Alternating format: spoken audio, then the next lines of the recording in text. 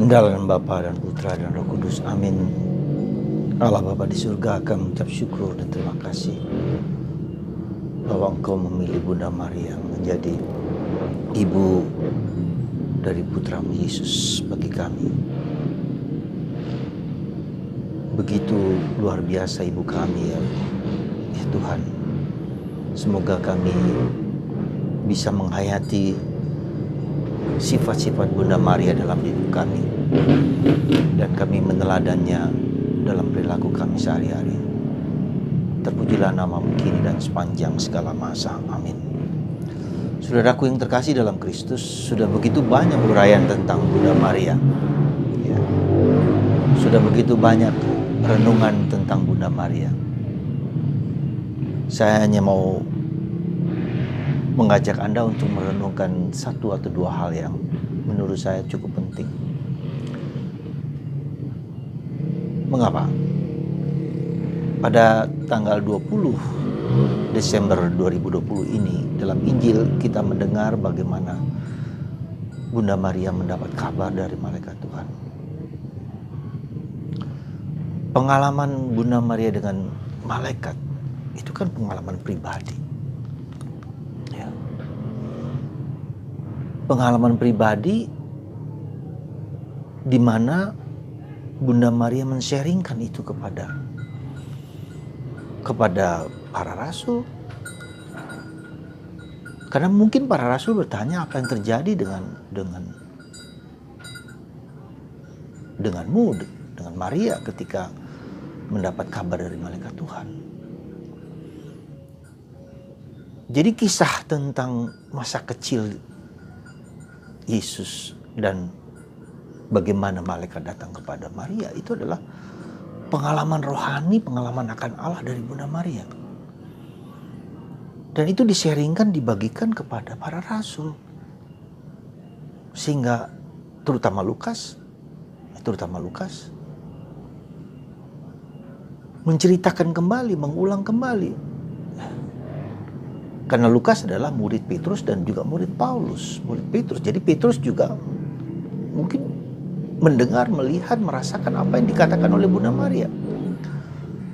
Jadi sebetulnya sebagian kecil dari Injil Lukas terutama ya, dan juga nanti Matius sedikit tentang Yosef, itu bersumber dari Maria. Jadi Maria juga ikut serta di dalam proses penulisan, men-sharingkan pengalaman akan Allah dalam dirinya. Nah, tentu saja kalau kita perhatikan bagaimana Injil itu tertulis, pertama-tama tentu Yesus dulu. Ya, Yesus, siapakah Yesus dan bagaimana Yesus dinyatakan. Lalu mereka, Lukas sebagai seorang dokter, seorang tabib, dia tahu bagaimana tentang kesehatan, tentang ibunya, tentang anaknya, apa yang terjadi semua. Ya, dan Lukas mencari informasi itu. Lalu mengumpulkan, lalu terjadilah cerita tentang bagaimana malaikat datang kepada Bunda Maria, bagaimana juga malaikat datang kepada Zakaria. Karena Bunda Maria pergi ke rumah Zakaria, ke rumah Elisabet, untuk menunjukkan bahwa memang Elisabet sedang mengandung anak kandungnya yang ke-6 bulan. Ya. Dan itu bagi Maria penting bagi dia karena malaikat mengatakan saudarimu Elisabet sedang mengandung kandungan yang ke-6 bulan. Karena supaya tahu bahwa pengalaman akan Allah itu harus diverifikasi. Betul nggak apa yang dikatakan oleh malaikat itu kepada Maria, kepada Elisabet, kepada Maria. Dan bukti, oh ternyata benar. Jadi Bunda Maria bersama Elisabet di situ mereka tentu saja men-sharingkan pengalaman-pengalaman batin mereka. Ya, apa yang terjadi ketika Elisabet mengatakan, ibu Tuhanku datang mengunjungi aku. Itu suatu perjumpaan, suatu persahabatan di mana mereka berbicara dari pengalaman masing-masing, pengalaman akan Allah. Jadi saudaraku yang terkasih dalam Kristus,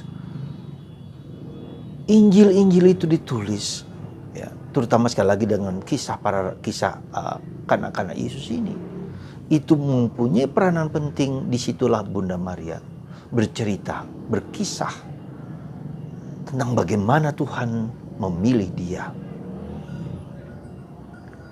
Lalu dengan bahasanya sendiri, Lukas membuat suatu ya, kisah tentang kanak-kanak Yesus itu. Ya. Dari mana sumbernya kalau tidak dari Maria? Nggak mungkin tidak. Bagaimana kemudian Yesus dibawa oleh Maria dan Yosef pergi ke Mesir karena diancam oleh Raja Herodes. Bagaimana dia mengalami beratnya untuk mengatakan kepada Yosef bahwa dia mengandung. Dan bagaimana Yosef kemudian harus menerima Maria. Jadi itu yang menurut saya kita mengagumi Maria, betul. Tapi di situ juga Maria mempunyai peranan besar di mana dia men-sharingkan, membagikan apa yang dia alami dengan Tuhan itu. Nah, saya mau mengatakan ini kepada Anda supaya kita sendiri juga ada hal penting dalam hidup kita, pengalaman akan Allah itu yang sangat pribadi. Ya. Kalau pengalaman dengan Allah dengan pribadi saya sendiri itu ya hanya untuk saya sendiri, dalam arti benar atau tidak benar, orang tidak percaya nggak apa-apa. Tapi ketika Bunda Maria itu mempunyai sifat keselamatan karena berkaitan dengan Yesus, berkaitan dengan Yesus. Ya. Ada unsur keselamatannya. Jadi karena apa? Karena Yesus sendiri dulu gitu. Yesus, pengalaman Yesus dulu, lalu para rasul mendapatkan informasi tentang awal dari karya keselamatan itu. Ya. Jadi saudaraku yang terkasih, kita bersyukur sekali lagi. Bersyukur, sungguh-sungguh bersyukur. Siapakah Maria itu bagi kita?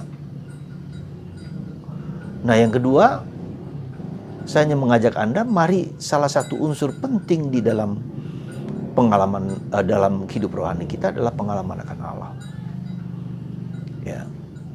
Karena itu perjumpaan pribadi dengan malaikat loh, itu perjumpaan pribadi loh itu. Ya. Maka karena ini perjumpaan pribadi, bagaimana Anda dan saya untuk mengalami dengan Allah? Ya harus dalam tanda petik harus ada kita berkorban, kita harus memberikan waktu, kita memberikan diri kita, memberikan keheningan, waktu, kesempatan untuk bersama-sama dengan Tuhan. Maka Yesus mengatakan kalau kamu berdoa tutup pintu, kuncilah supaya Tuhan yang tersembunyi itu berbicara kepada kita. Jadi unsur penting di dalam perkembangan hidup rohani adalah kesendirian bersama Allah. Kesunyian bersama Allah, hadir di hadirat Allah. Ya. Dan itu nampak dari semua orang kudus, siapa saja tidak mungkin tidak bergaul dengan Allah. Ya, dalam perjanjian lama dilukiskan bagaimana Yakub harus bergula dengan malaikat ya, sepanjang malam ya, sampai dia mendapatkan pewahyuan, siapakah engkau? Dan malaikat itu kemudian memberi namamu sekarang bukan Yakub tapi Israel.